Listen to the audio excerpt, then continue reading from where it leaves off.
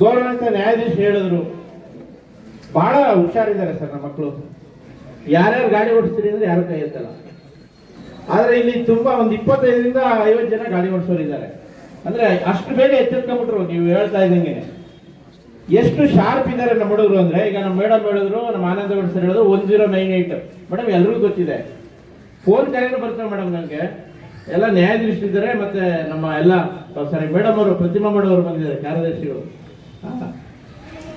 1098ಗೆ ನನಗೆ ಫೋನ್ ಕರೆ ಬರ್ತದೆ. BO ನಂಬರ್ ನಮ್ಮ ಮಕ್ಕಳ ಹತ್ರ ಇದೆ. ಏನ್ ಬರ್ತದೆ ಅಂದ್ರೆ ಎಷ್ಟು ಶಾರ್ಪ್ ಇದ್ದಾರೆ ನಮ್ಮ ಮಕ್ಕಳು ನೋಡಿ. ಕಿವಿ ನೆಟ್ಗಾದ ಎಲ್ಲ ಶಬ್ದ ನಿಲ್ತದೆ. ಸರ್ ಸ್ಪೆಷಲ್ ಕ್ಲಾಸ್ ತಗೋತಾರೆ ಸರ್ ನಮ್ಮಲ್ಲಿ ಮಾಡ್ತಾ ಇರೋದು. ಸರ್ ನೀವು ಹಾಗೆ ಹೇಳ್ತೀರಲ್ಲ ಸರ್, ಅದು ಫೋನ್ ಮಾಡಿರೋದು ಇನ್ನೂ ಮುಂದುವರೆದಿದ್ದಾರೆ ಸರ್. ಫೋನ್ ಯಾರು ಮಾಡಿರ್ಬೋದು ಅಂತೇಳಿ ನಾವು 10 ನಿಮಿಷ ಬಿಟ್ಟು ಯಾರಮ್ಮ ಮಾಡಿದ್ದು ಅಂತ ಫೋನ್ ಮಾಡಿದ್ರೆ ನೀವು ನಂಬಲ್ಲ ಎಷ್ಟು ಬುದ್ಧಿವಂತರು ಇವರು ಅಂದ್ರೆ, ಅದೇ ಶಾಲೆ ವಾಚ್ಮನ್ ಫೋನ್ ನಂಬರ್ ಬಳಸಿದ್ದಾರೆ ಸರ್ ಇವರು. ಯಾರಿಗೆ ಫೋನ್ ಮಾಡ್ಬೇಕು ಅಂದ್ರೆ ನಮ್ಮ ಅಪ್ಪನಿಗೆ ಫೋನ್ ಮಾಡ್ಬೇಕು, ಮನೆಗೆ ಗಾಡಿ ಬಂದಿಲ್ಲ ಅಂತ ಹೇಳಿ ಫೋನ್ ಇಸ್ಕೊಂಡಿದ್ದಾರೆ. ನಾನು ಫೋನ್ ಮಾಡಿದ್ರೆ ಫೋನು ವಾಚ್ಮನ್ಗೆ ಹೋಗ್ತಾ ಇದೆ. ವಾಚ್ಮನ್ ಸರ್ ತುಂಬಾ ಜನ ಫೋನ್ ಇಸ್ಕೊಂಡವ್ರೆ ಸರ್, ಯಾರು ಗೊತ್ತಾಗ್ತಾ ಇಲ್ಲ ಸರ್. ಸೊ ಇಷ್ಟು ಬುದ್ಧಿವಂತರು ನಿಮಗೆ. ಈಗ ಇಲ್ಲೊಂದು ಕಾರ್ಯಕ್ರಮ ಮಾಡ್ತಾ ಇದೀವಿ, ಬಾಲ್ಯ ವಿವಾಹ ಜಾಗೃತಿ ಕಾರ್ಯಕ್ರಮ.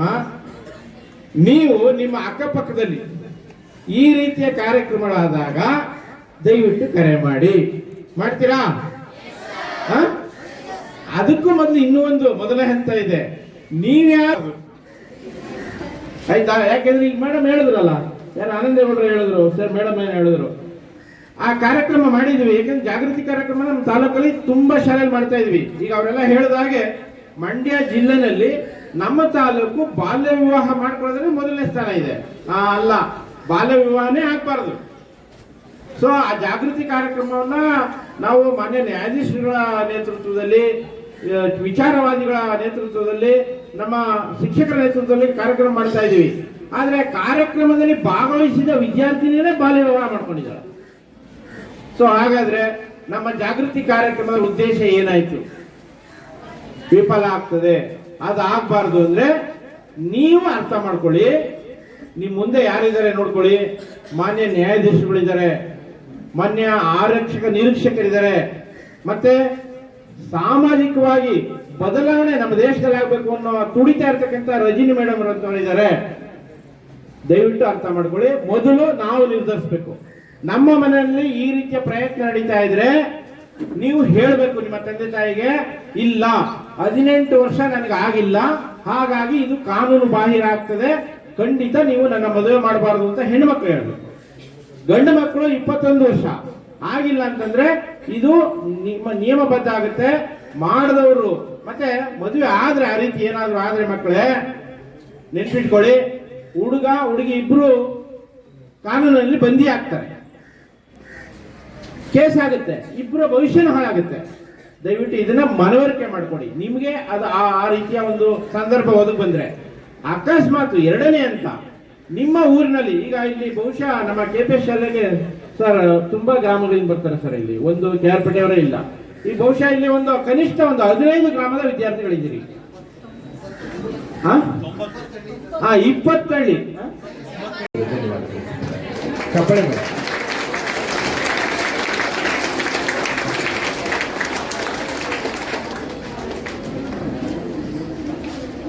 ಮಾತಾಡ್ತಾ ಇದ್ರು, ಇದೊಂದು ಕಾರ್ಯಕ್ರಮವನ್ನ ಮಾಡಬೇಕಾಗಿದೆ ಅಂತ. ಅವರು ತುಂಬಾ ಸಹಕರಿಸಿದ್ದಾರೆ. ಜೊತೆಗೆ ನಮ್ಮ ಈ ಶಾಲೆಯ ಮುಖ್ಯ ಶಿಕ್ಷಕರು ಮತ್ತು ಇಡೀ ತಂಡ, ಗುರುವೃಂದದವರೆಲ್ಲರೂ ಕೂಡ ಈ ಒಂದು ಕಾರ್ಯಕ್ರಮ ಆಯೋಜನೆಗೆ ಸಹಕಾರವನ್ನು ಮಾಡಿದ್ರು. ಅವರು ಕೂಡ ನಾನು ವಂದಿಸ್ತಾ, ಮತ್ತು ಪುಟಾಣಿ ಮಕ್ಕಳೇ, ಈ ದಿನ ಈ ಕಾರ್ಯಕ್ರಮದ ಉದ್ದೇಶ ಇಷ್ಟೇ. ನಮಗೆ ನಾವೇನು ಧ್ವನಿ ಲಯನ್ ಸಂಸ್ಥೆಯಿಂದ ಹಲವಾರು ಕಾರ್ಯಕ್ರಮಗಳನ್ನು ರಚನೆ ಮಾಡ್ಕೊಂಡು ಬಂದಿದ್ದಾರೆ.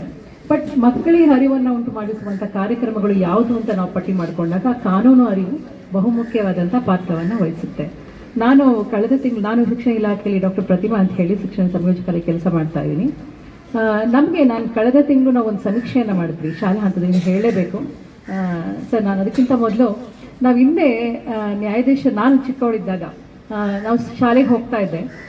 ಮಂಡ್ಯ DC ಆಫೀಸ್ ಪಕ್ಕ ನ್ಯಾಯಾಧೀಶರ ಮನೆ ಇರ್ತಾ ಇತ್ತು. ಇದು ನ್ಯಾಯಾಧೀಶರ ಮನೆ ಅಂತ ನಾವು ಬಗ್ಗೆ ನೋಡ್ತಾ ಇದ್ವಿ.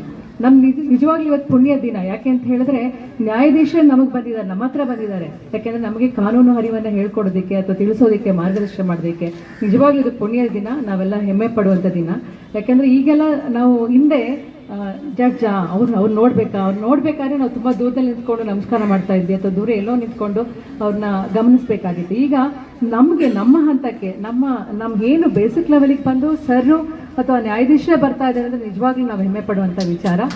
ಇದು ನನಗೆ ಬಹಳ ಖುಷಿ ಅನಿಸುತ್ತೆ. ನಮ್ಮ ಕಾಲದಲ್ಲಂತೂ ನಮಗೆ ಜಡ್ಜ್ ನೋಡಬೇಕಂದ್ರೆ ಭಯ ಅನ್ಸೋದು, ಅಧಿಕಾರಿಗಳು ನೋಡಿದ್ರೆ ಭಯ ಆಗೋದು. ಈಗ ನಮ್ಮ ಮನೇಲೂ ಕೂಡ 3 ಅಧಿಕಾರಿಗಳಿದ್ದಾರೆ. ನನ್ನ ಮಗನೇ ಕೂಡ ಒಬ್ಬರು IRS ಆಫೀಸರ್ ಆಗಿದ್ದಾರೆ, ಅವರು ಕೂಡ ಅಸಿಸ್ಟೆಂಟ್ ಕಮಿಷನರ್ ಕೆಲಸ ಮಾಡ್ತಾ ಇದ್ದಾರೆ. ಆದರೂ ಎಲ್ಲೋ ಒಂದು ಕಡೆ ನಮಗೆ ಭಯ ಅನ್ನುವಂಥದ್ದು ಇತ್ತು. ಬಟ್ ಈ ದಿನ ಬಹಳ ಖುಷಿ ಆಗ್ತಾ ಇದೆ ನಮಗೆ ನೀವು ಬಂದು ಇಂತಹ ಒಂದು ಕಾರ್ಯಕ್ರಮಕ್ಕೆ ಬಂದಂಥದ್ದು. ಅದಕ್ಕೆ ನಮ್ಮ ರಜನಿರಾಜ್ ಮೇಡಮ್ ಅವ್ರು ನಿಜವಾಗ್ಲೂ ಅವರು ತುಂಬ ಅನೇಕ ನ್ಯಾಯಾಧೀಶ ಅಧಿಕಾರಿಗಳು ಗೊತ್ತಿದ್ದಾರೆ, ಆದರೂ ಕೂಡ ನಮ್ಮಂಥ ಈ ಒಂದು ಮಕ್ಕಳಿಗೆ ಬಂದು ನೀವು ಹೇಳ್ತಾ ಇದ್ರೆ ಅಂದರೆ ಭಾಳ ಖುಷಿ ಆಗ್ತಾ ಇದೆ ಸರ್. ನಿಮ್ಮ ಇಡೀ ತಂಡಕ್ಕೆ ನಾನು ನಮ್ಮ ಇಲಾಖೆ ಪರವಾಗಿ ಮತ್ತು ನಮ್ಮ ಧ್ವನಿ ಲೈನ್ ಸಂಸ್ಥೆಯ ಪರವಾಗಿ ನಾನು ನಿಜವಾಗ್ಲೂ ಅಭಿನಂದನೆ ಸಲ್ಲಿಸ್ತಾ ಇದ್ದೀನಿ ಸರ್.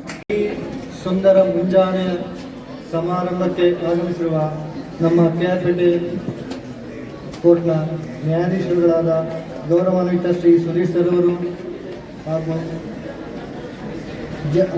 ಹಿರಿಯ ಸಿವಿಲ್ ನ್ಯಾಯಾಧೀಶರು ಮತ್ತು JMFC KRಪೇಟೆ, JMFC KRಪೇಟೆ ಹಾಗೂ ಈ ವೇದಿಕೆ ಮೇಲೆ ಆಸೀನರಾಗಿರುವ ನಮ್ಮ ಈ ಕ್ಷೇತ್ರ ಶಿಕ್ಷಣ ವಲಯದ BO ಆದ ಶ್ರೀ ತಿಮ್ಮೇಗೌಡರವರು ಹಾಗೂ ಈ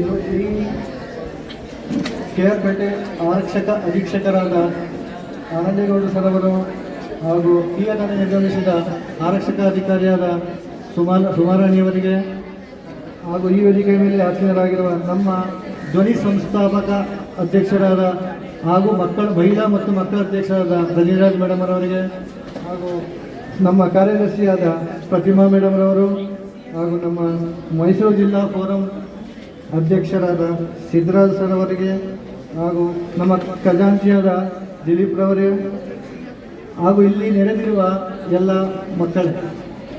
ಈ ಕಾರ್ಯಕ್ರಮದ ಉದ್ದೇಶ ಏನಪ್ಪ ಅಂತಂದರೆ ನಿಮಗೆ ದಿವಸ ಮಕ್ಕಳಿಗೆ ಕಾನೂನು ಅರಿವು ಕಾರ್ಯಕ್ರಮವನ್ನು ಹಮ್ಮಿಕೊಂಡಿದ್ದೇವೆ. ಈ ಒಂದು ಕಾನೂನು ಅರಿವು ಕಾರ್ಯಕ್ರಮದಲ್ಲಿ ಗೌರವಾನ್ವಿತ ನ್ಯಾಯಾಧೀಶರು ಕೂಡ ದಯಮಾಡಿಸಿದ್ದಾರೆ.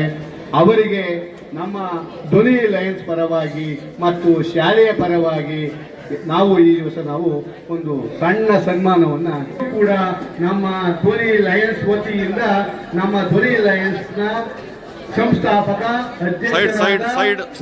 ರಜನಿರಾಜ್ ಮೇಡಮ್ ಅವರು ತಮ್ಮ ತಂಡದೊಡನೆ ಅವರಿಗೆ ಸನ್ಮಾನವನ್ನು ಮಾಡಬೇಕಾಗಿ ಸವಿನಯ ಪ್ರಾರ್ಥನೆ.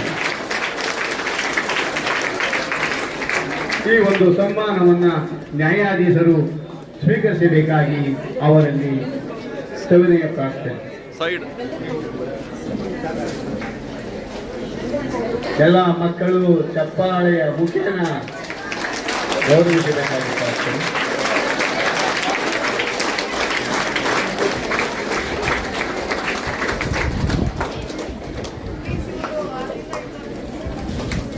ಹಾಗೆಯೇ